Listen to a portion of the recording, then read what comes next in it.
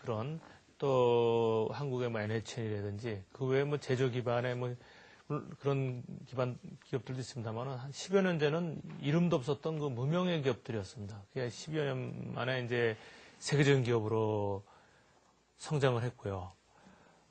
지금 알려지지 않은 기업들 가운데서도 아주 그 남들이 보지 못하는 틈새 시장을 찾아가지고 새로운 기업을 많이 만들어냈거든요. 저는 이렇게 얘기를 할 수 있습니다. 그래서 우리 한국의 어떤 창업이라는 것은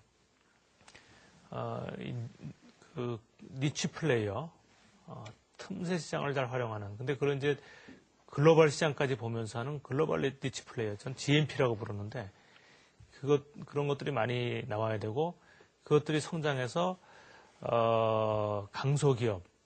그래서 뭐 스몰 자이언트라는 표현도 쓰고요. 또 히든 챔피언이라는 표현도 쓰는데 그런 단계까지 어떻게 끌어주느냐. 그래서 그러려면은 이제 히든 챔피언이나 스몰 자이언트가 그냥 나타나는 게 아니고 그 기반이 이제 많아야 되는데 그것이 역시 그 능력 있고 의지가 있는 젊은 친구들이 창업에 도전을 하면서 거기서 또 성공 모델이 나와서 이렇게 되는 게 아닌가. 그런 점에서는 이것이 양쪽이 같이 가야 되는 게 아닌가 이렇게 생각을 하고 있습니다. 뭐 우리가 알고 있는 뭐 대표적인 기업이죠. 마이크로소프트사라든가 애플사도 그렇고 사실 그네들의 그 창업이 있기까지 또 성공이 있기까지 어떤 그 성공 사례의 좋은 측면만 있지만 어떻게 어려움을 극복했는지에 관한 과정은 잘 알려지지 않은 부분이 있거든요. 그 부분 좀 설명해 주실까요, 교수님? 예, 우리 애플 같은 경우도 한참 잘 나갈 때 80년대 초에 회사 급성장하면서 뭔가 이 경영 역량을 갖춰야 되겠다. 그래가지고 전문 경영인을 영입했습니다.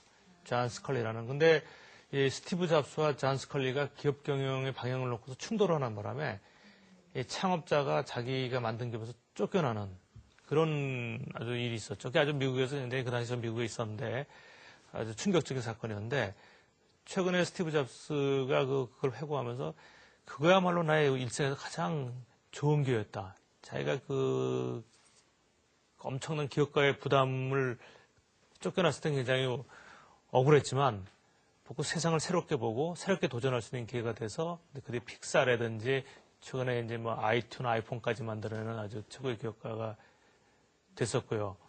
사실 그 빌 게이츠 같은 경우도 80대 초만 해도 참 무명의 기업으로서 자기가 가진 그 소프트웨어를 어떻게 애플이나 IBM에 한번 탑재시켜보느냐 해가지고 동분서주하면서 기업 생존의 위기를 겪던 기업이었는데 그래서 그때 제가 기억나는 것이 미국의 비즈니스 잡지에 빌 게이츠를 약간 우울한 표정의 젊은 사업가인데 미래는 좀 불확실하다. 이런 식의 표현을 했던 80대 초 상황이었는데 네. 그런 기업인들이 이제 지금 와가지고 아주 세상을 바꾸는, 세상을 변화시키는 기업인들로 변했죠. 네. 조금 더 구체적으로요. 그 스티브 잡스는 어떤 인물이었습니까? 고등학교 때부터의 그 모습을 좀 살펴보면은요. 너무 잘 알려진 스토리입니다만은 그 미혼모의 자녀로 태어났죠. 그래가지고 그런데 그 어머니가 생모가 아이를 대학은 꼭 보내야 된다 그래가지고 대학을 보냈는데 너무 학비가 비싸서 자기 양부모한테 부담을 줬다고 해서 6개월 만에 학교를 그만두고 네. 이렇게 한마디로 생계가 유지하기 힘들 만큼 어려운 상황에서 전전하다가 스티브 워즈니액을 만나가지고 어떤 그 PC에 전시되는 장난감 같은 걸 하나 만들었죠. 근데 이제 워즈니액은 그냥 취미로 만들었는데 스티브 잡스가 이거 한번 팔아보자. 누가 이거 사가겠냐. 창피하다. 그래도 불구하고 이제 했더니 몇 대가 팔렸죠. 거기서 용기를 얻어가지고 이제 사업을 했는데 결국은 가장 성공적인 최초의 제품은 그 애플2라는 겁니다. 여기에 이제 성공을 거두면서 이게 그 스티브 잡스가 기업가로서 이제 아주 변신하게 되는 어떤 드라마틱한 스토리를 가지고 있습니다.